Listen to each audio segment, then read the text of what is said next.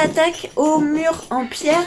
Première étape, ça va être de décrouter un petit peu tout l'ancien joint et de dépoussiérer tout ça.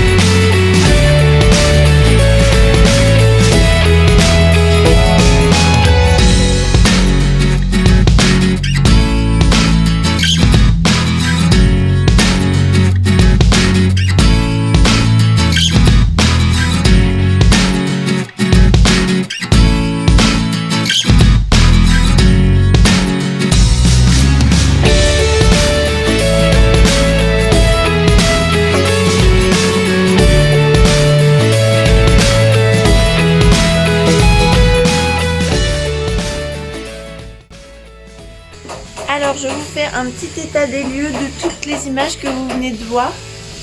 Donc papa et maman sont arrivés pour 15 jours comme je vous ai dit.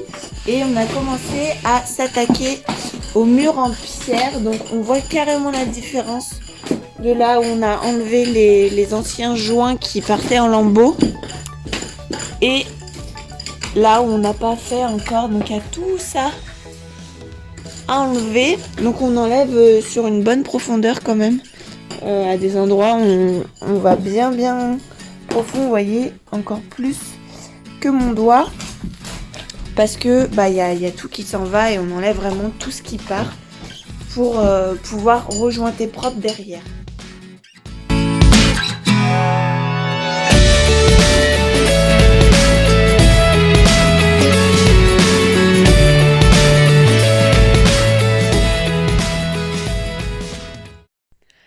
Alors, nous revoilà à notre plancher.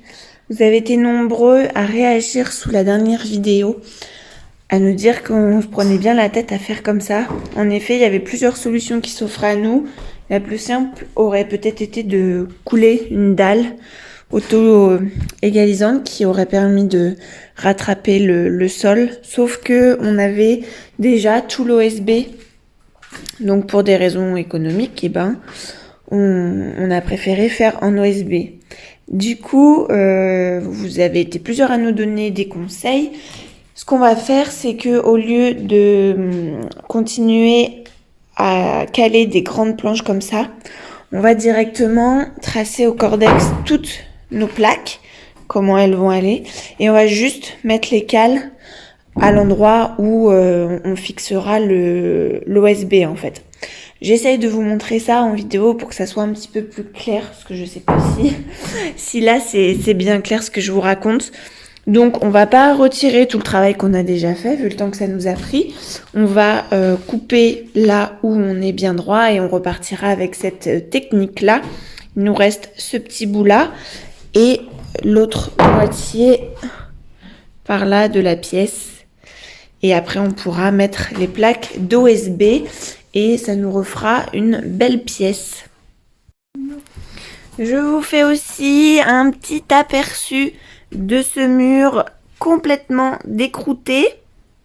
Enfin décrouté, je sais même pas si c'est comme ça qu'on dit, mais en tout cas ça me plaît bien de dire que ça comme ça. Donc on a en fait enlevé tout le joint de chaux qui s'en allait. Donc voilà ce que ça donne. Franchement on est trop contents, on pensait pas que ça allait rendre aussi bien. Donc là il va falloir qu'on nettoie les joints et qu'on rejointe tout. On a aussi les pierres à nettoyer. On a essayé de les nettoyer un petit peu, mais voilà, on a encore beaucoup de boulot. Mais en tout cas, c'est une très bonne chose de faite. On a mis à peu près 1 jour et demi à 2 à tout décrouter. Alors enfin, il nous reste là encore les petits joints là. et un petit peu au-dessus de l'autre porte aussi. Mais en soi, voilà, c'est déjà bien avancé.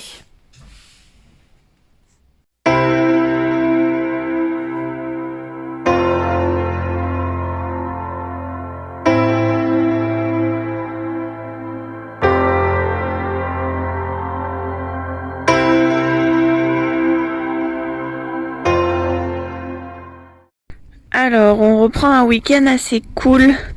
On a déménagé cette semaine. On avait déjà commencé la semaine dernière, mais voilà, cette semaine, on a vraiment rendu les clés de notre maison en location. Du coup, on est bien crevé, donc là, il est 15h et on est le samedi 3 septembre. Et voilà, on continue tranquillou de reboucher nos trous. Comme ça sera assez propre. Si les mauvais jours arrivent, au moins ça sera rebouché assez propre.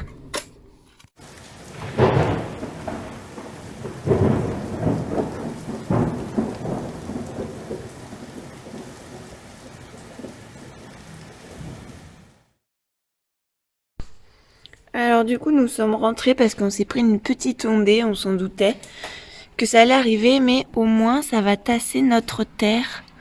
Regardez comment on a tout rebouché, là-bas c'est rebouché, là c'est rebouché, là il nous manque ce petit bout là et le contour de cette cuve là, mais sinon là c'est rebouché aussi, il nous reste à peu près au niveau du regard pour faire propre. Mais globalement, on a pas mal rebouché. Voilà, on est entre le soleil, la pluie, l'orage.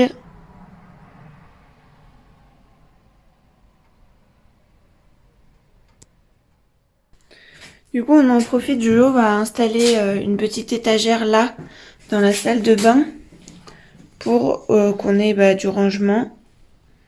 Parce que là, il y a tout qui traîne sur le rebord de l'évier et dans la douche.